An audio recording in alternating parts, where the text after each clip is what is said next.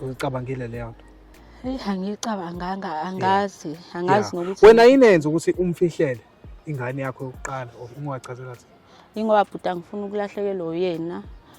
And usizo kakhulu empilweni yami. Usebenza ngizothini, umsebenzi wakhe uyakwazi ukuthi asiprovide nengane zami lezi ezimbili engihlala nazo la naye lo baba wengane yami engithi umzala. And futhi kubo abantu aba-right kakhulu. Angifuni nje ukulahlekelwa uyena, angifuni futhi aphume empilweni yengane yakhe lencane. So uthi ukhona manje? Yebo, ukhona manje. Okay. Okay, izocela ukuthi usicelele yena sesi wami ukuze sikhulume naye, umtshele yonke lento, umchazele nokuthi wayenziswa yini, konke nje sesi wami.